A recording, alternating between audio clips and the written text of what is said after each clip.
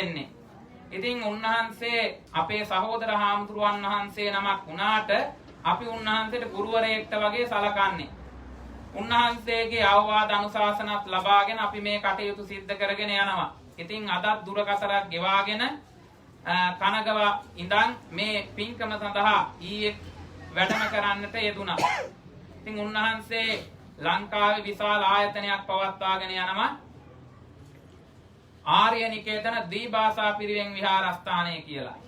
එතන පිරිවෙන් ස්ථානයක් පොඩි ස්වාමීන් වහන්සේලා මේ වෙනකොටත් මේ කොරෝනා වසංගතය නිසා ටිකක් අඩු වෙලා ඉන්නවා. ඒත් 65 79ක් විතර වැඩ ඉන්නවා. උන්වහන්සේලාගේ සියලු කටයුතු භාරව වැඩ ඉන්නේ අපේ බද්දේ ස්වාමීන් වහන්සේ. උන්වහන්සේගේ ප්‍රධාන ශිෂ්‍ය පුත්‍රයන් වහන්සේලාට ඒ කටයුතු පවරලා අවුරුද්දක් තිස්සේ ජපානයේ වැඩ ඉන්නවා ලංකාවට වඩින්න විදියකුත් නැතුව. ඉතින් මේ වස් පින්කම් එහෙම ඉවරලා උන්වහන්සේ වැඩම කරાવી ටික දවසකට නැවතත් ජපානයට වැඩම කරනවා. ඉතින් උන්වහන්සේ ලංකාවෙත් ලෝකේ පුරාමත් අපේ සිංහල බෞද්ධයන්ට ඉතාමත්ම වටිනා ආකාරයෙන් ධර්ම දේශනාවන් සිද්ධ කරමින් කටයුතු සිද්ධ කරනවා. ඉතින් ඒ වගේ ස්වාමින් වහන්සේ නමක් මේ රටේ වැඩ ඉන්න එකත් ඔය ඇත්තන්ගේ වාසනාවක් හැටියට සලකන්නට ඕනි. ඉතින් අපි උන්වහන්සේට নমස්කාර පූර්වක ආරාධනා කරනවා මේ කටිනානිසංස ධර්ම දේශනාව සිද්ධ කරන්නට කියලා කවුරු සාදු නාදයක් පවත්වන්නට. නමෝ තස්ස භගවතෝ අරහතෝ සම්මා සම්බුද්දස්ස නමෝ තස්ස භගවතෝ අරහතෝ සම්මා සම්බුද්දස්ස නමෝ තස්ස භගවතෝ අරහතෝ සම්මා සම්බුද්දස්ස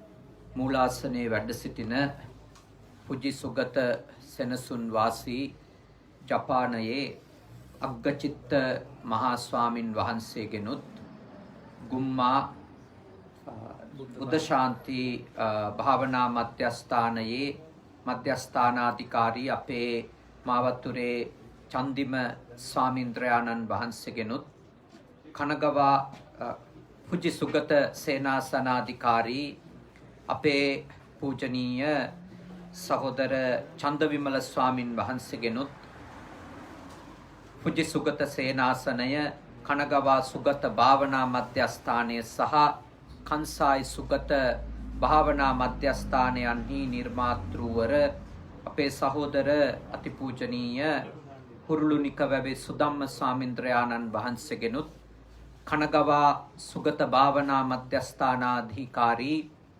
අම්පිටි අපේ සහෝදර සද්ධාවාස ස්වාමීන් වහන්සේගෙනුත් ඒ වගේම සයිතමා අනදමෙත් විහාරාධිපති අපේ සහෝදර පූජනීය අපේ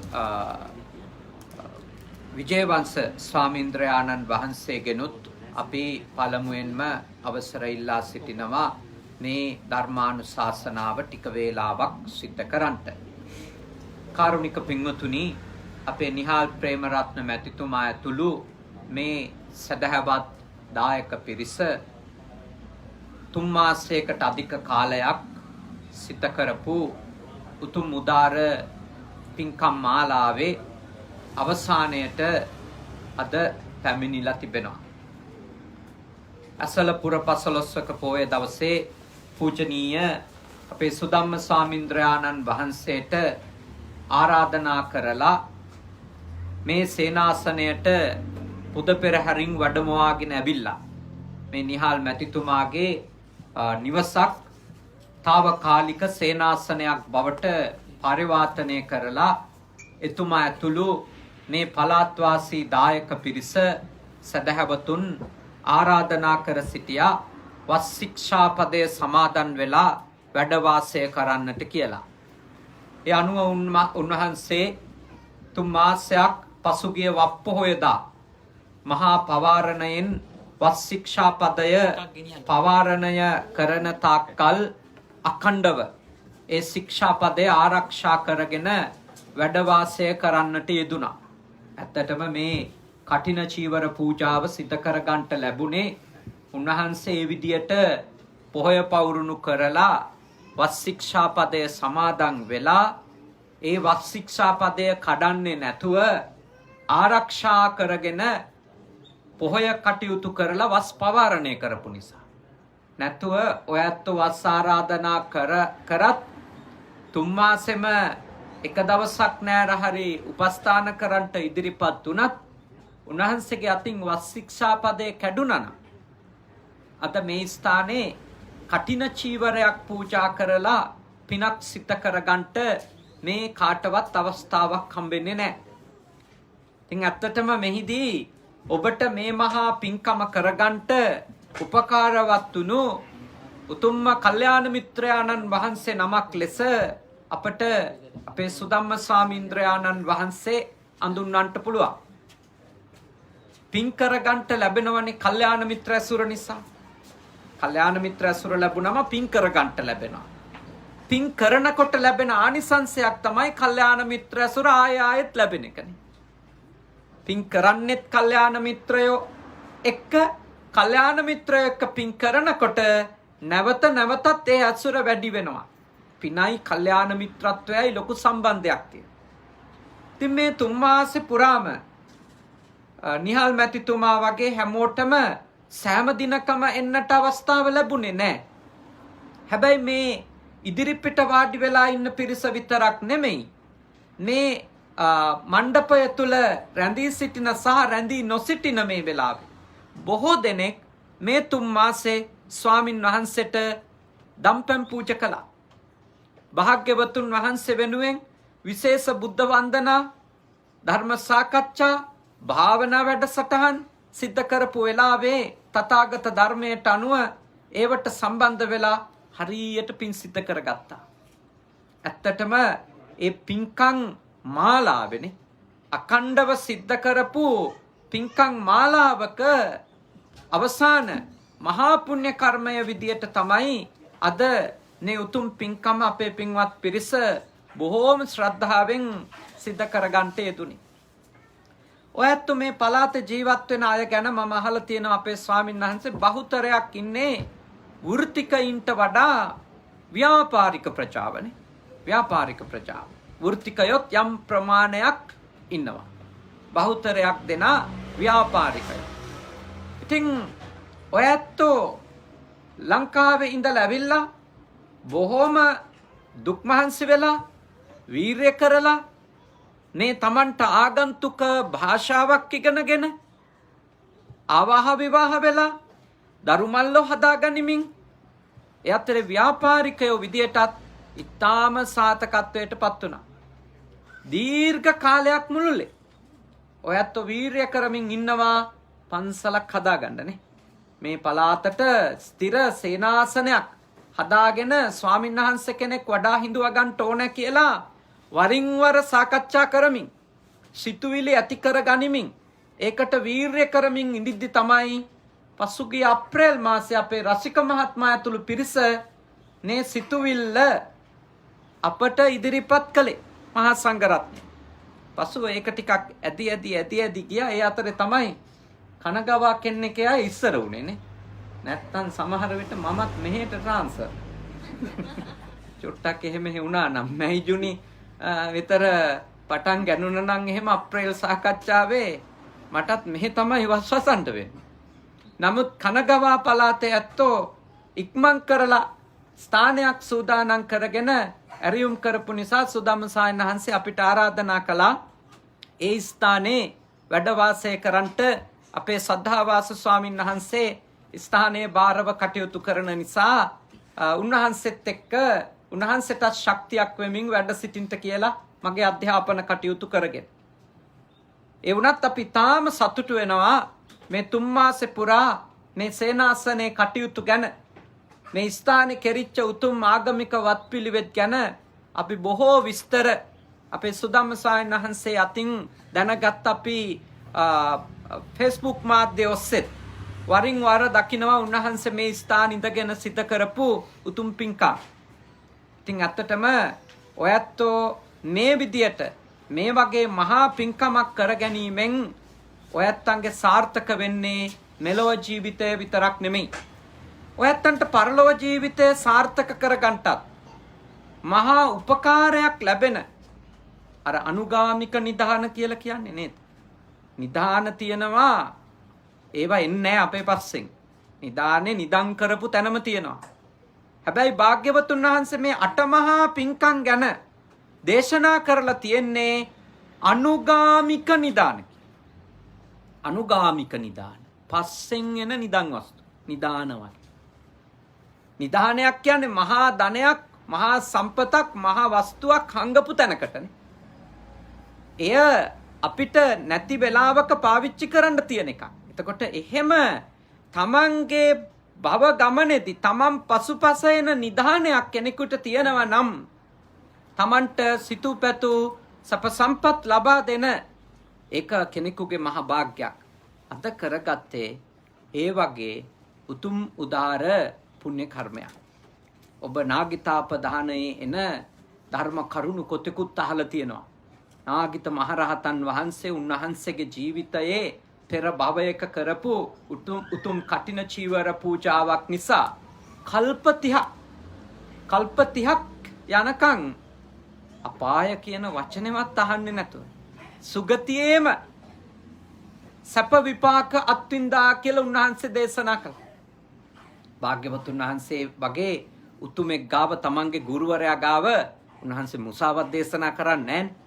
උන්වහන්සේ ලැබපු දේ, උන්වහන්සේ අත්විඳපු දේ, ඒ ලැබපු දේට අත්විඳපු දේට හේතු වුණු කර්මය ගැන උන්වහන්සේ පැහැදිලි කළා. උන්වහන්සේගේ විස්තර ගාථා 18කින් විතර මගේ මතක විදියට තියෙනවා. හැම ගාථාවකම තියෙන්නේ එක්ක දිව්‍ය ලෝකෙක ඉපදුනා නම් එහි ශ්‍රේෂ්ඨම තත්ත්වෙ හිටියා. මහේශාක්‍ය වුණා. බ්‍රහ්ම ලෝකෙ ඉපදුනා නම් ඒත් ශ්‍රේෂ්ඨම තත්ත්වෙ හිටියා. මනුෂ්‍ය ලෝකෙ ඉපදුනා නම් සක්විති රජ හෝ වෙනත් ඉහළම මිනිසෙක් බවට පත් වෙලා තමයි එතුමා ඉපදිලා තියෙන්නේ. ගෞතම බුදුරජාණන් වහන්සේ ජීවමාන කාලේ උන්වහන්සේ ඉපදුනේ දඹදිව හිටපු මහා පොහොසත් බල සම්පන්න මහාසාර කුලයක කියලා තමයි සඳහන් වෙන්නේ. ඉතින් උන්වහන්සේ කල්ප 30ක් සසරේනේ. කල්ප කියන්නේ කොච්චරද කියලා සති වලින් විස්තර කරන්න බැරි බව භාග්‍යවතුන් වහන්සේ බදාලා. මාස වලින්, දින වලින්, අවුරුදු වලින් කල්ප ගැන කියලා දෙන්න බෑ. කල්ප ගැන කියපු හැම වෙලාවකම උන්වහන්සේ දේශනා කරලා තියෙන්නේ උපමාවක් විතරයි. උපමාවලින් කියලා තියෙන්නේ. මොකද එච්චරට කල්ප කියන වචනේ විග්‍රහ කරන්න බැරි තරම් දීර්ඝ කාලයක්. දීර්ඝ කාලයක්. දැන් අසංඛ්‍යයකට නම් 1.140යි කියලා ධර්මයේ තියෙනවනේ. අපේ තේරවාදී විවරණ යන්නේ. හැබැයි කල්පවලට බින්දු ප්‍රමාණයක් කියලා නැහැ. උපමා තමයි කියලා තියෙන්නේ. අර විශාල ගල්තලාවක උපමාව ඔබ අහලා තියෙනවානේ.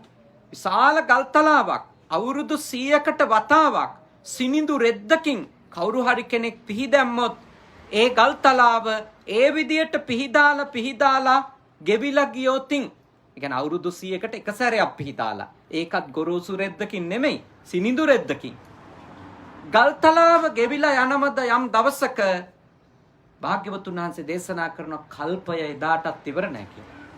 එච්චරට දීර්ඝ කාලයක්. හිතන්න බැරි තරම්. එතකොට එවැනි කල්ප කොච්චරද? 30ක්. ලෞකික භවවල ඉපදිලා දෙවිවරු අතර, බ්‍රහ්මයෝ අතර, මිනිස්යෝ අතර ඉපදිලා විශාල ආනිසංස වාර ප්‍රමාණයක් නාගිත තෙරුන් භුක්ති විඳ බව අපේ ශාසනයේ අපදාන පාළියේ අපට දැක ගන්න පුළුවන්. තේරාපදාන අතර. ඉතින් ඒ නිසා ලාංකික බෞද්ධයෝනේ විශේෂයෙන්ම තේරවාදී බෞද්ධයෝ තමන් කරගන්ට වීර්ය කරන පින්කම් අතර ඊටාම කැමැති පින්කම තමයි මේ වගේ උතුම් කටින චීවර පූජාවක් කරන එක. ඉස්සර ගම්වල ඉතින් ඊටාම මිනිස්සු දුප්පත්නේ. ඒ හින්දා එක්කෙනෙක් දායක වීමට වඩා ගොඩක් වෙලාවට කලේ මුළු ගමේම මිනිස්සු ටික එකතු වෙලා චීවරයක් සකසගෙන එක මහදායක තැන කියලා අඳුන්නපු කවුරු හරි ඉන්නවනේ. එයාගේ මූලිකත්වයෙන් ඒ කටයුතු කරන එකනේ. ඉතින් ඒ සම්ප්‍රදායට අනුව තමයි මේ පළාත්වල උනත් මේ රටවල් වලදී උනත් වර්තමානයේ පින්කමක් කරනකොට එක්කෙනෙක් මුල් වුණාට අනිත් හැමෝම හරියට දායක වෙනවා. මට මතකයි ඒ ආරාධනාව කරන්නේ කොහොමද කියලා කරපු සාකච්ඡාවේදීත් නිහල් මහත්මයා කිව්වේ මමත් එක්ක හැමෝම කියලා නේ. හැමෝම එකතු වෙලා අපි මේ ආරාධනාව සිද්ධ කරන්නේ කියලා ස්වාමීන් වහන්සේ.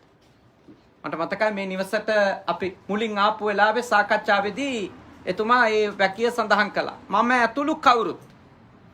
ඉතින් ඇත්තටම කවුරුත් එක්ක තමයි මේ වස්පින්කම කරේ. එතුමා මුල්ුණා.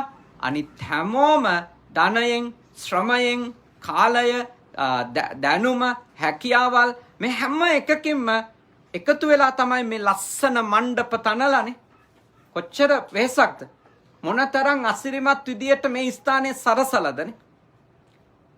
මොකද මේ කාර් නවත්තලා වාහන නවත්තලා තියෙන යාඩ් එකක් නේද? මෙය පන්සල් භූමියක් වගේ හදා ගන්නවා කියන එක ලොකු කැපවීමක්. මේ ස්ථානේ තිබිච්ච ඔක්කොම අස් කළා, සුද්ධ කරලා, සෝදලා, ලස්සන මණ්ඩප තනලා මං හිතන්නේ මේවා විශාල මුදලකුත් නේ. මේ විදියට හට්ස් ගහලා මේ හැම දෙයක්ම කරන්න විශාල මුදලකුත් වියපැහැදම් කරලා තියෙනවා. එච්චර ලොකු ධනයක්, ශ්‍රමයක්, කාලයක් කැප කරලා ඔයත් මේ උතුම් පින්කම සිත කරගත්තා. ඉතින් මම ඔබට සිහිපත් කරනවා මේ වගේ පින්කම් වල අරමුණ වෙන්න ඕනේ. නාගිත මහරහතන් වහන්සේ ලැබපු ඒ උතුම් ලෞකික සැප සම්පත් ප්‍රාර්ථනා කිරීමම නෙමෙයි ඔබේ අරමුණ වෙන්න. ඔබේ අරමුණ වෙන්න ඕනේ කුමක්ද? මේ භව ගමන නිමා කරගන්න එක. මොකද අපි කවුරුත් දන්න දේ තමයි මේ භව ගමන කියන්නේ කොච්චර හොඳ තැනක ඉපදුනත් වයසට යෑම කියන එක නවත්තන්න පුළුවන් එකක් නෙමෙයි. ලෙඩවීම නවත්තන්න බෑ. මරණය නවත්තන්න බෑනේ. ඒ ප්‍රශ්න තුන මොන තරම් සක්විති රජුටත් පොදුයි. සක්‍ර දේවේන්ද්‍රයටත් පොදුයි. මහා බ්‍රහ්මයටත් පොදුයි. කොයි තරම් ලෞකික තැනක ලෞකික සැප සම්පත් එක්ක ඉපදුනත් අපේ ප්‍රශ්න ඉවර නැහැ. වයසට යනවා කියන්නෙම දුකක් ඉතුරුයිනේ. ලෙඩ වෙනවා කියන්නෙම දුක එක්ක ඊළඟට විශාල දුකක් අපිට අත් වෙනවා මරණය කියන ධර්මය ගැන හිතනකොට. මරණය නිසා. ඉතින් ඒක හින්දා අපේ පින්වත් පිරිස හොඳට අවබෝධ කර ගන්න ඕනේ මේ වගේ පින් කුසල් කරමින් අපේ ප්‍රාර්ථනාව වෙන්න ඕනේ. අපේ අරමුණ වෙන්න ඕනේ. මොකක්ද? උතුම් නිවන අරමුණු කරගෙන මේ සසර ගමන කෙටි කරගන්න කටයුතු කරන්නේ. ඇත්ත වශයෙන්ම ඔයත් මම දන්නේ මෙතනින් එහාටත් සේනාසනය පවත්වගෙන යයිද නැත්තම් සබාතොමෝ සතුටින් විසිරෙයිද කියලා. නේද?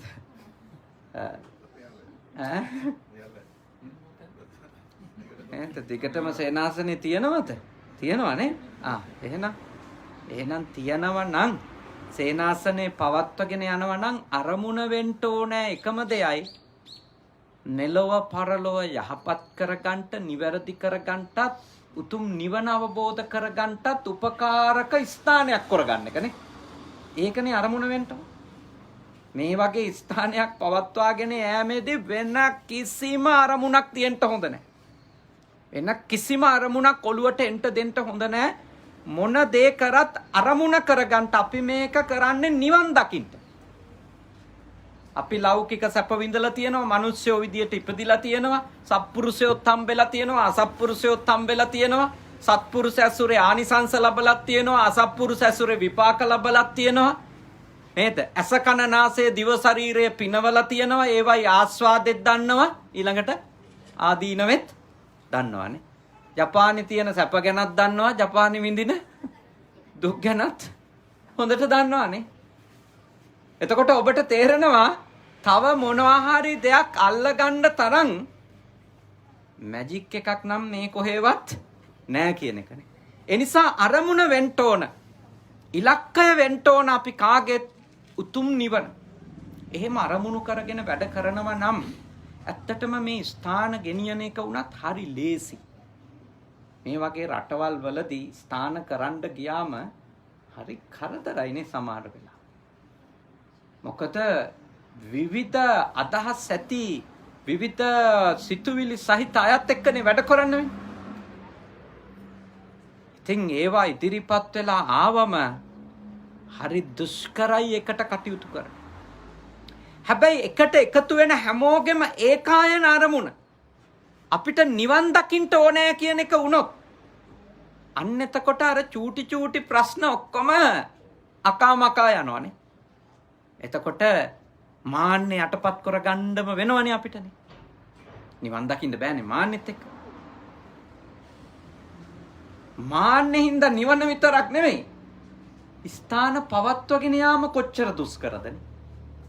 මාන්නේ හින්දා පෞල් ජීවිත ගත කරන අයගේ කොච්චර පෞල් ජීවිතවල අවුල්දනේ. මාන්නේ. මොකක්ද ඒකේ ලක්ෂණය? මම තමයි දන්නේ.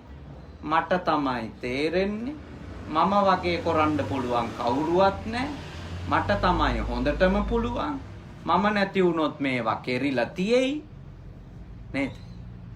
කොටින්ම මම ඉහළයි අනිත් අය ඔක්කොම පහළ. ඔය ලෙඩේ නම් හදාගන්න එපා මේවා කරන්න බෑ. ඉන්න හාන්දුරුවන්ට පිස්සුව දෝල තමයි යවන්නේ ඊළඟට. ඔව් ඉන්න බෑ. ඒ ඉතින් ඒ જાතිය 20ක් 30ක් ආවොත් හිතන්නකෝ. මොන ප්‍රශ්න තොගයකට මුහුණ දෙන්න ඕනේද කියලා. ලේසි නෑ. හරිම දුෂ්කරයි එහෙම ස්ථාන ගෙනියන්නේ. හැම තිස්සෙම මම යෝජනා කරන අපේ අරමුණ නිවන් දැකීම නම් අපි පින්කම් කරන්නේ නිවන ඉලක්ක කළා නම් අපිට පන්සලේදී මොන ලොකු කන්දනේ මොන ප්‍රධාන කන්ද මෙතන ප්‍රධාන වෙනවත් 3 දෙනෙක් බුද්ධ ධම්ම සංඝ බුදුන් දහම් සංඝ එච්චරයි තුනුරුවන් මුල් කරගත්තම හරි ලේසි මේ කටයුතු කරන්න. ඔයත්ෝ අතර එවැනි පිරිස් අවමහින්ද තමයි මේ කටයුතු මෙච්චර ලස්සනට කෙරෙන්නේ. හැබැයි තාම රහත් වෙලා නැති නිසා ඒ ගති මතුවෙන්න ආවොත් ඉදිරියට ස්ථානේ කරනවා කියන අරමුණකුත් තිබෙන නිසා මා යෝජනා කරනවා මාන්නේ නම් කෑලි කපලා අයින් කරන්න වෙනවා. මිනිස්සු කපන්න හොඳ නෑ මාන්නේ කපලා දාන්න. බුදුහාමුදුරුවෝ කියවනේ කැලෑ කපන්න එපා. කෙලස් වනේ කපන්න කියලානේ. වනං චින්දත මා රුක්කං. වනය සිඳින්න ගස් කපන්න එපා. බුදුහාමුදුරුවන්ගේ දේශනාව. ඒ වගේ තමයි මිනිස්සුන්ට කරදර වෙන විදියට වැඩ කරන්න හොඳ නෑ. හැබැයි මිනිස්සුන්ගේ සිතුවිලි එක්ක තියෙන මානාදී කෙලස් ධර්ම ටික නම් ඒව නම් අයින් කරන්නම වෙනවා. නැතුව යන්න බෑ. මොකද වෙන්නේ? ඒ මානාදී සිතුවිලි ආවන් කියන එකක් අහන් ඉන්න හිතෙන්නේ නැහැ. එපයි කියන එකක් අහන් ඉන්න හිතෙන්නේ නැහැ. කරන්න කියන දේ අහන් ඉඳලා තේරුම් ගන්න හිතෙන්නෙත් නැහැ. මොකද අපේ මානය අපිට හැමතිස්සෙම කියනවා ඒක ඕනේ නැහැ. මේක මේ විදියට කරා. මේ විදියට හිතා. මේක තමයි හරි මේක. එහෙම ස්ථාන කරන්න බෑ. කම්පැනි කරන අය දන්නවනේ නේද? ස්ථාන ඉන්න සමූහය අතර අනතිමානීකම නැත්තම් මේක වෙයි. කියන දේ අහලා ඒ අනුපිළිවෙලේ වැඩ කරන් යන්න කැමති නැත්තම් වැරද්දක් වුණාම පිළිගන්න කැමති නැත්තම් හොඳට හරි කියලා අහන් ඉඳලා යාට ඕන එක නම් කරන්නේ.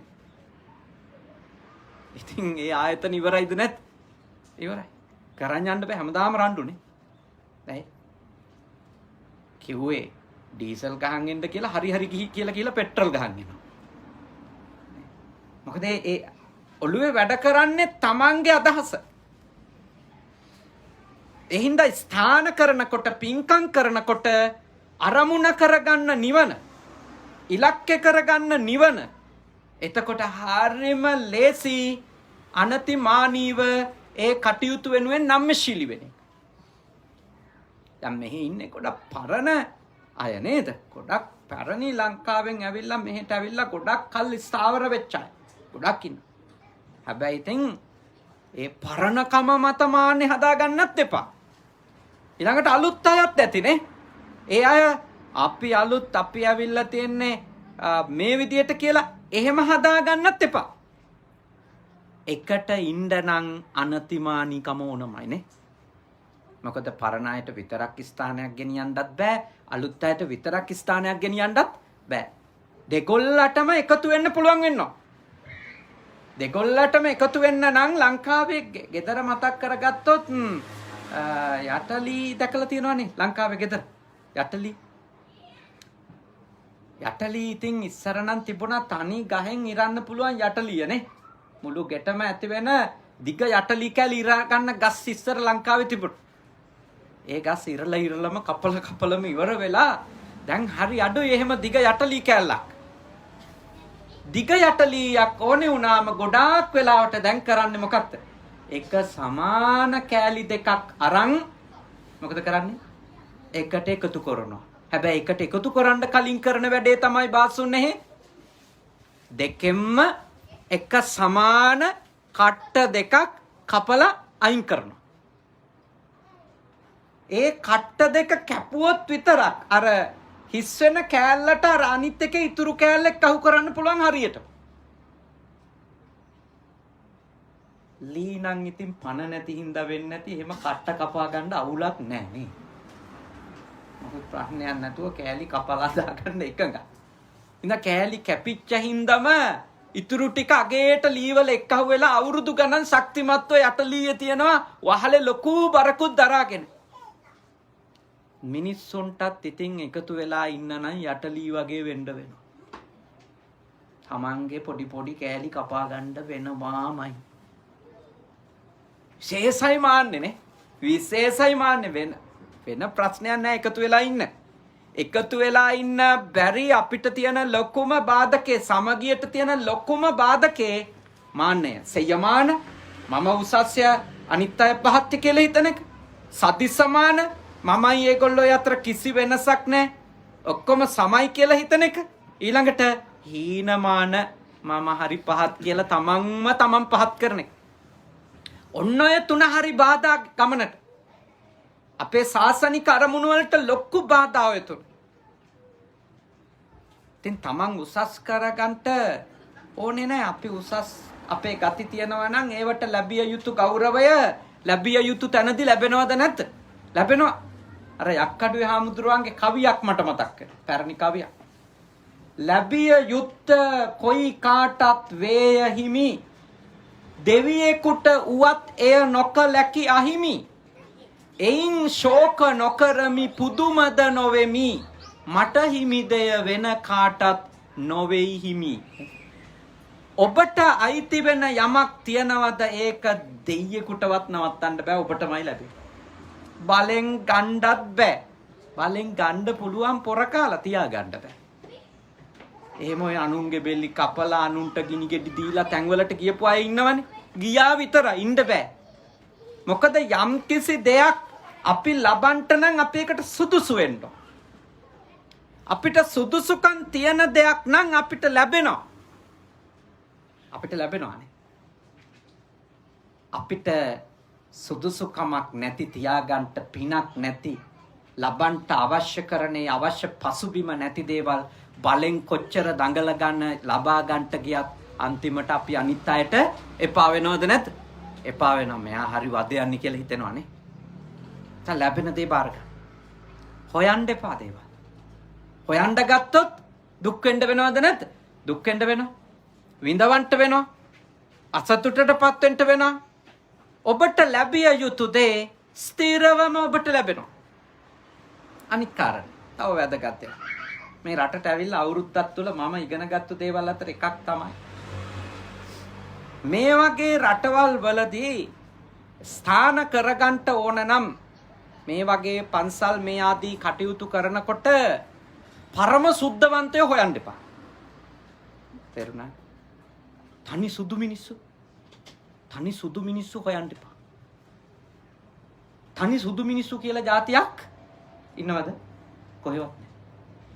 හැම මිනිස්සයම සුදුයි, කළුයි, අලුයි නේද? හැම මිනිස්සයකම ජීවිතේ එක් අවදිවල එක් ජීවිතේ ලැබපු අත්දැකීම් එක්ක කළු පැති, සුදු පැති හැමදේම තියෙනවානේ. මා යෝජනා කරනවා ස්ථාන පවත්වගෙන යන්න ඕන නම් ස්ථානවල ස්ථාවරත්වයක් ඕන නම් ඔබ කවදාවත් කෙනෙකුගේ අතීතෙත් එක්ක එකහුව වෙලා කෙනෙකුට හිංසා පීඩා කරන මට්ටමට වැටෙන්න හොඳ නැහැ.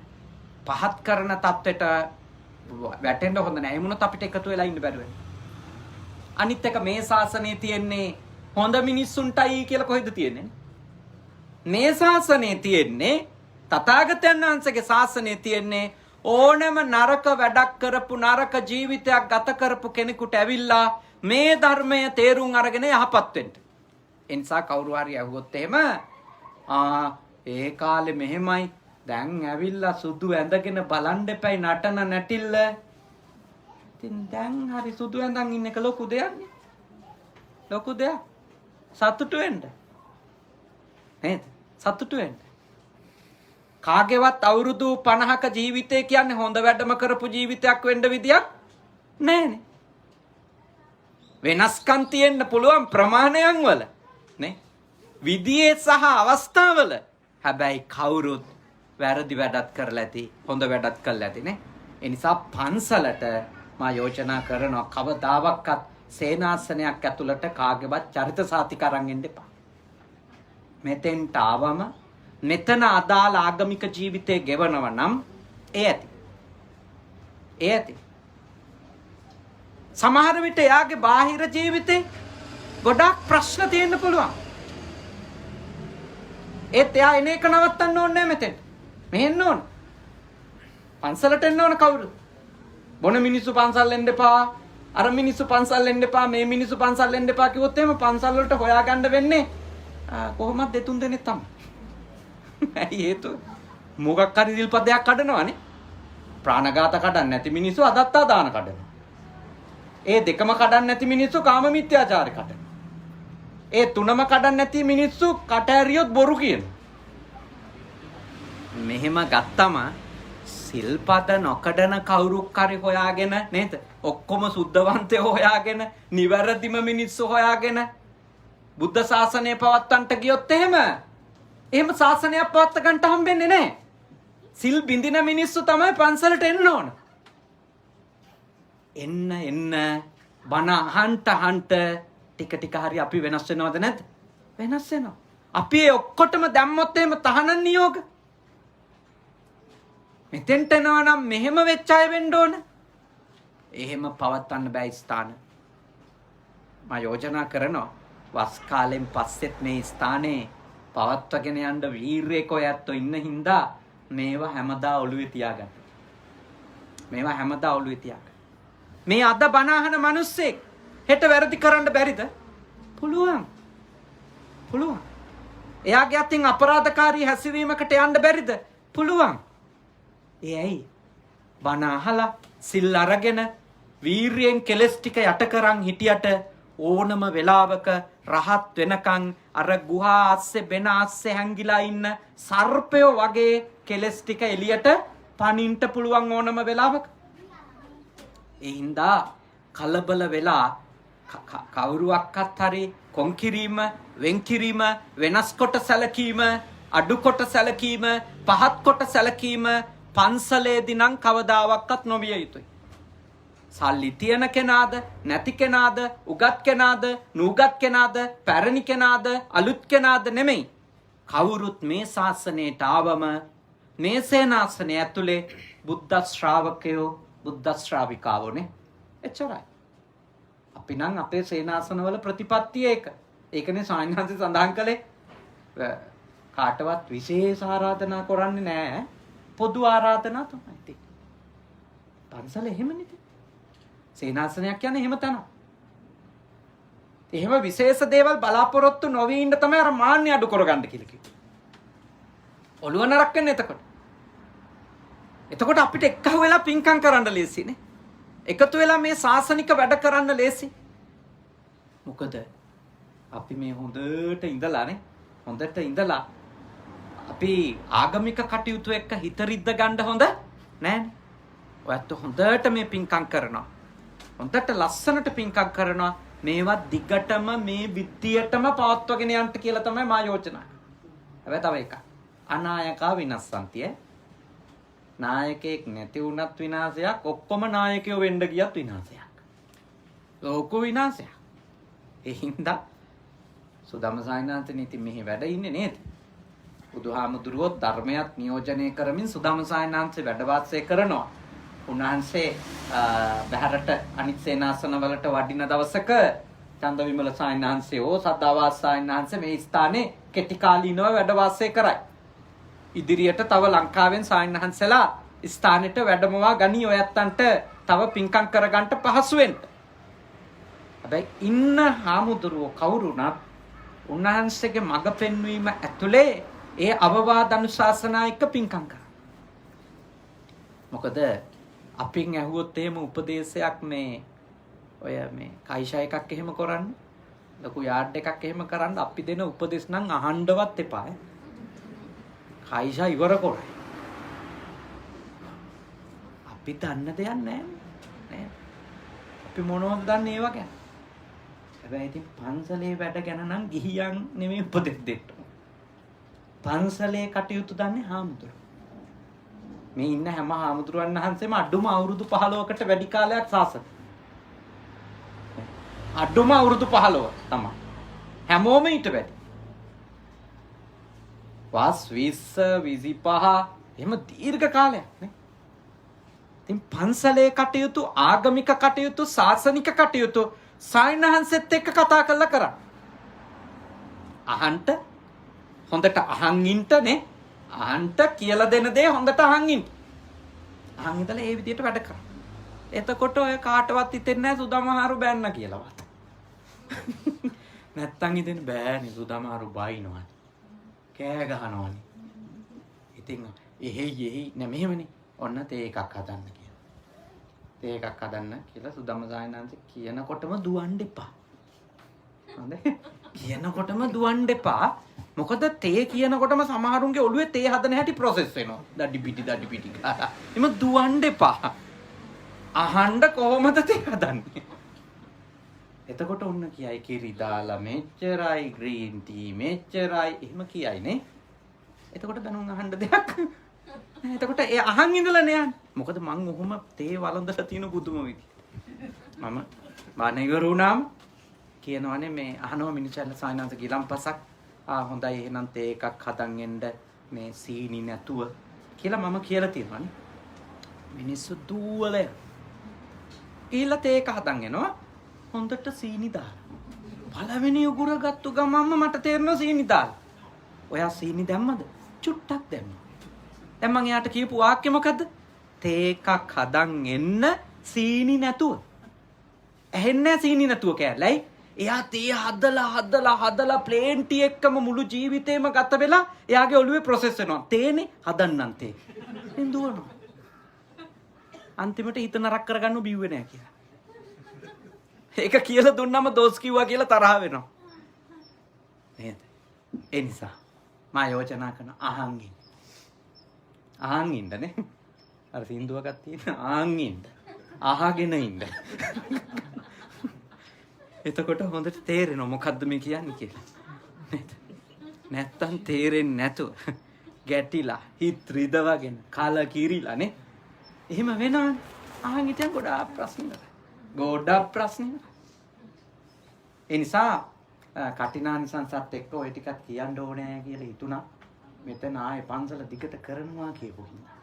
නැත්තම් කටිනානිසංසම කියලා ඉවර කරනවා. මොකද මේවා ඉස්සරහට යන්න සල්ලි නෙමෙයි ප්‍රශ්නේ මාත්‍යෝ. සල්ලි කොහෙන් හරි හොයාගත හැකි. ඉන්න මිනිස්සුන්ගේ සමගිය තියාගන්න. ඒක තමයි හරි අමාරු දෙයක්. කොහෙන් හරි කුණක් ඇවිල්ලා ඔක්කොම ජෑම් කරලා දානවා. මේ අනිත් ජාතීනුත් දන්නවා මේ සිංහලෙවුන්ට එක්කහුව වෙලා ඉන්න බෑ කියලා. ඔය කියත් නේ මරණාධාර සමිතියක හරි ඔලු පලාගෙන නවතින්නේ කියලා. ඒ නිසා පන්සල් එහෙම කරන්න බෑනේ. පන්සල් කරන්න ඕන සතුටින් නේ. ඉන්න හාමුදුරුවන්ට තනතිල්ල තියෙන හැමදාම තියෙන නඩු අහන්න නම් උන පන්සල්ට. අපිරියයි නේ. එඳා සාමෙතියක් නේ. සමගියතියක්. ඒකට අනතිමානී වෙන්න. නේ. ඒක තමයි මේ ටික හරියට අහන් ඉඳලා හරියට ක්‍රියාත්මක කරොත් ලොකුම කටිනානිසංස හම්බුණා තමයි. මේ පළාතේ පන්සලක් අනිවාර්යෙන් හොඳටම ස්ථාවර වෙයි. තහවුරු වෙයි. ඔයත්තන්ට ඒක කරන්න පුළුවන්. ලොකු ශක්තියක් තියෙන හොඳ ශ්‍රද්ධාවක් තියෙන අය ඉන්නේ.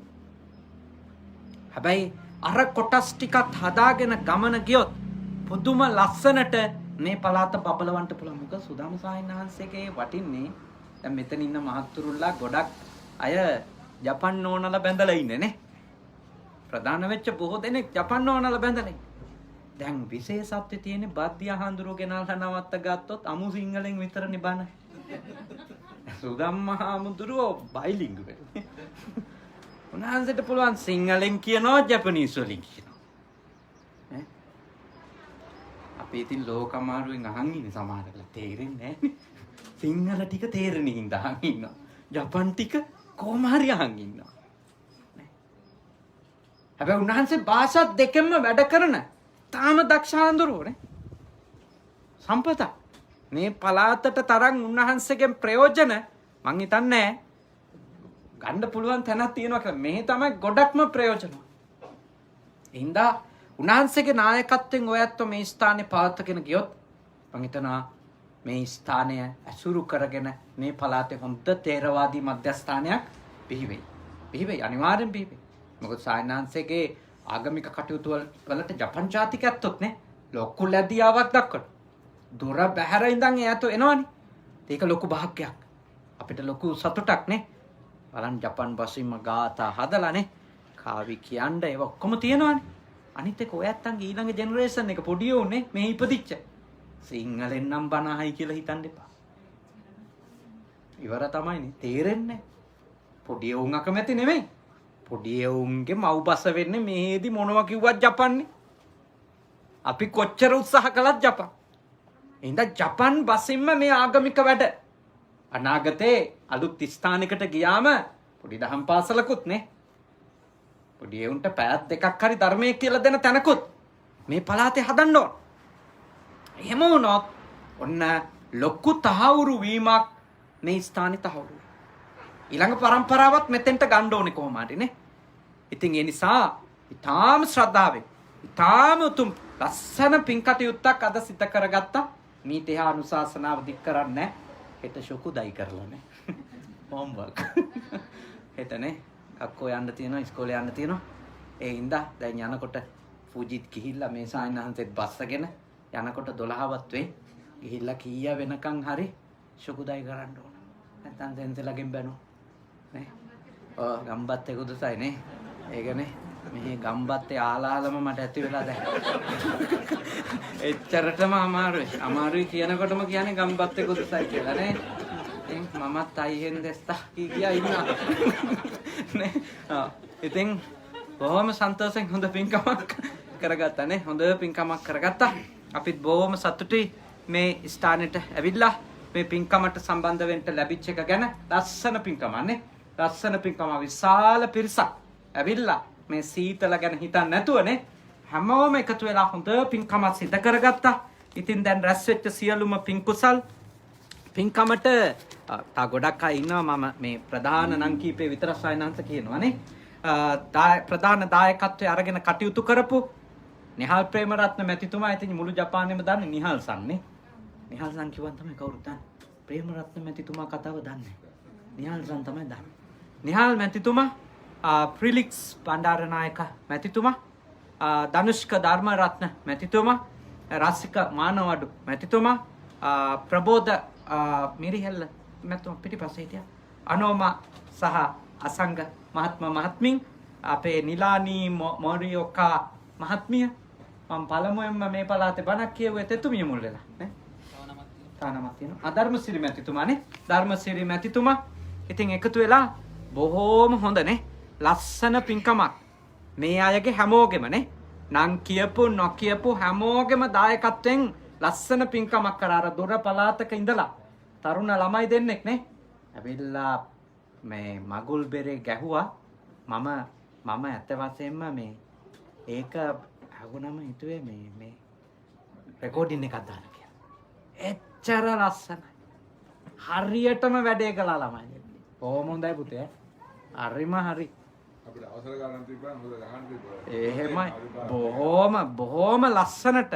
හරි කැපවීමන්නේ. සල්ලි වලට ඇවිල්ලා නෙමෙයිනේ.